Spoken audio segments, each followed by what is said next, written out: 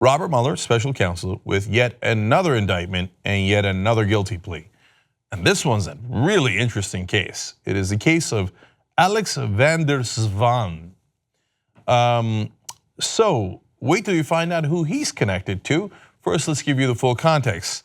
Alex van der Zwaan, the Russian-speaking son-in-law of a Kremlin-linked oligarch, was charged Friday with lying to investigators about conversations related to his trial preparation for Ukrainian politician Yulia Tymoshenko. Okay. All right, he's lying about this random Ukrainian politician, etc. Why do we care? Well, let's keep going. The attorney was accused of lying about his last contact with former Trump campaign associate Rick Gates. Oh, and another unnamed person, and with destroying emails about the unnamed person in September 2016. The unnamed person, based on context clues, is almost certainly Paul Manafort. So it turns out, okay, he might be representing this Ukrainian guy, but the real crime here was what he wanted to cover up in relationship to Manafort and Rick Gates, who worked with Donald Trump. Which then, of course, makes you ask the question, what did he want to cover up? Now, remember, the dominoes are falling. So Rick Gates has now turned and taken a plea deal. He worked with Manafort for 30 years. He worked on the Trump campaign. He worked in the Trump administration longer than Manafort. And he worked into the Trump administration. If there are shady ongoings with the Russians connected to Trump, Rick Gates is very likely to know.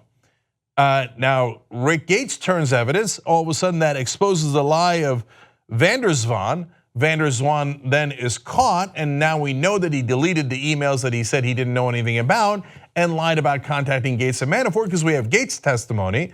So down goes van der Zwaan. He worked at Skadden Arps, was a real legit lawyer, and he doesn't want to go to federal prison. So now he gives his evidence into the special counsel. Let's see where these dominoes continue. Van der Zwaan's father-in-law is German Khan, who's a co-founder of Alfa Bank, which fell under FBI investigation for attempting repeatedly to link up to a computer server in Trump Tower during the presidential campaign. Okay. First, we have the name German Khan, which is already awesome. That's right out of a movie, like a Tarantino movie. Who did it? It was obviously German Khan. But now back in the real world, he is a very pivotal character in this story because he owns the Alfa Group, which owns Alfa Bank.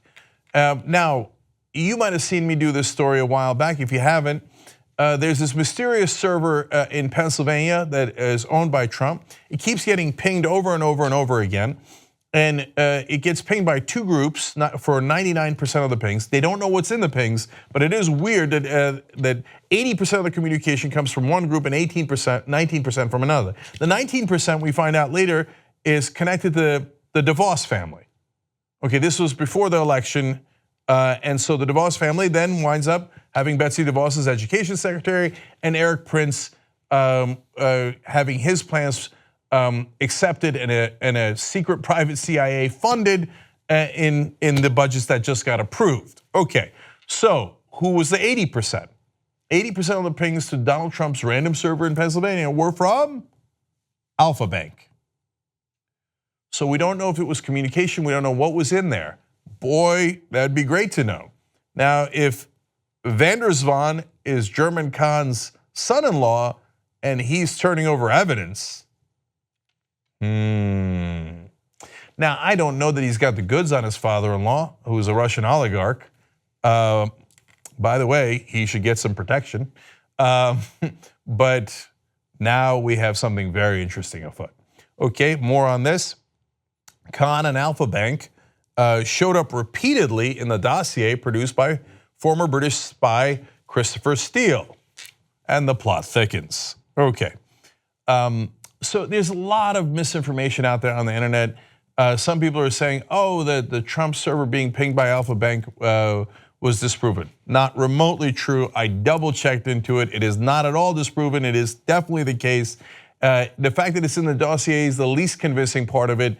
Many lengthy reports afterwards confirming that yes, some of the top cybersecurity experts that are not connected to the US government, confirming that those pings happen. Again, they don't know what's in the pings. If they did, then of course we'd have a far more interesting story. But for whatever reason, one of the largest banks in Russia is constantly communicating with Donald Trump, and the son-in-law now that represented some of those folks has pled guilty to the special counsel.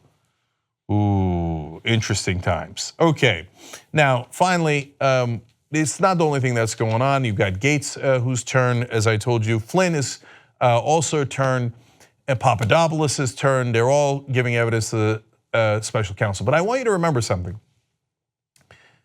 When the special counsel takes a plea deal, that is not, hey, Mike Flynn, thanks for telling us the truth finally. We really appreciate it, so we'll go lighter on you. No, they give you the plea deal in return for information they did not have. And if your information is BS, they get rid of the plea deal. So that is standard prosecutorial conduct. That's how you operate.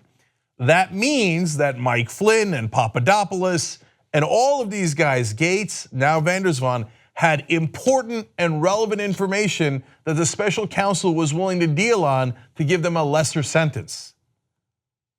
Okay, we'll all find out what happens soon enough, but if you still think, oh, there's nothing going on here, 13 Russians have been indicted for meddling in the elections, and then all these people have guilty pleas, but I'm sure there's no smoke, there's no fire there in the midst of a smoke storm, but it's not just smoke, there are fires, there's all these indictments, those are fires. Anyway, but one other guy related to all this, and that's Jared Kushner. And now let's go to him because apparently another report out where Mueller and his team are looking into Kushner's business dealings, especially during the transition. Now he bought one of the most expensive pieces of real estate in history in the middle of New York on Park Avenue. Kushner and his family did. It turned into a disaster, just like Donald Trump. He is the son of an actually successful person and doesn't know what he's doing, Jared Kushner. So he bought it at its height in 2007 and the collapse happened in 2008. Oops, they're still in massive trouble with that building, that's 666 Park Avenue. And so they try to unload it to Anbang, which is largely owned by the Chinese government. That turned into a giant mess when the press found out about it and the Chinese pulled out. He tried to unload it to Qatar, that turned into a mess and the sheiks from Qatar pulled out. And it turns out he also talked to the Russians about it. Okay, now let's go there. CNN reports also during the transition, Kushner met with Sergei Gorkov, chairman of Russian state-run Vneshekonombank. Of course, all the pronunciations are wrong. Let's move forward. Kushner testified on Capitol Hill that the meeting was for official US government purposes, but the Russian bank maintains that the sit-down in New York was part of their roadshow of business meetings and that Gorkov met Kushner because he ran Kushner companies. So yet another lie by Jared Kushner, one that the other side clearly shows is not true. Tick tock, until Kushner decides maybe a plea deal's not so bad. Sorry, papa.